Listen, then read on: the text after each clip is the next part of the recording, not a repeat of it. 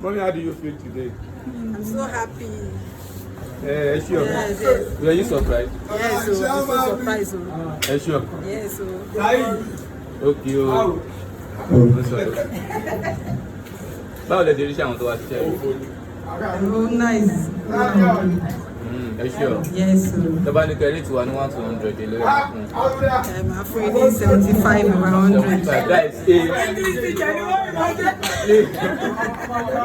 That is okay. Gani. Yes. You will celebrate more years in the Thank you. Daddy Daddy ti lọ wá gbádá. Daddy. Wow. Daddy, báwo lẹ ṣe feeling? Well, I tried. Thank God. We really appreciate it. And two more my girls. Oh yeah,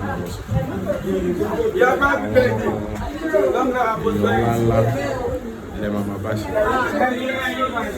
Giga mama bayi. Àwọn àlọ́ àmà lọ sókè.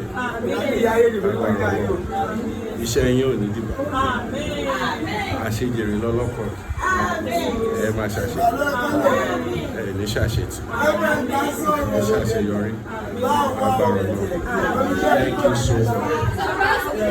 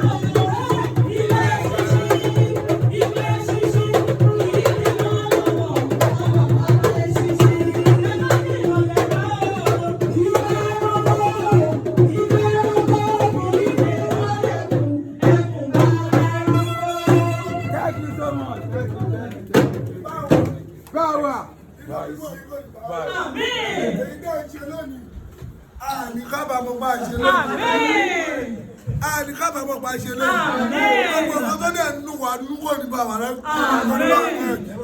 ọdún tuntun àwọn yìí o ohun mèremère là máa ń ṣe lónìí kí ló dé dáa ti ṣe ọjọ́ bíi ká ṣe láláriwo ṣùgbọ́n ìta ṣe iná ọ̀pọ̀ ní ká má dá fọ́lọ́ ẹni tó sùn tó jí àwọn dúpẹ́ tí wà lẹ́nìí ìyọ̀pọ̀ mi bẹ́ẹ̀ dúpẹ́ o bàbá ọgbọ́n báwo ni ẹni wo ṣe wá níbẹ̀ kí ló dé àwọn ọmọkùnrin ìdí sí mi kò ní wọ́ o ọdún ní gbogbo ẹ̀ máa jẹ fún wa èyí tẹ́lẹ̀ wà bá wa ṣe é yìí ìgbà tẹ́ mú àìní mú òyìn ìyọ̀pọ̀ láwọn fífún ìpọ̀ àbáwọn ọkọ̀ ní kí ló dẹ̀ dé àárín wọn ni wọ́n ni èmi ti rí ìmúra yìí àwọn òṣèré ni tó dáa àwọn náà máa wò yìí lórí nẹ́ẹ̀tì láì pẹ́.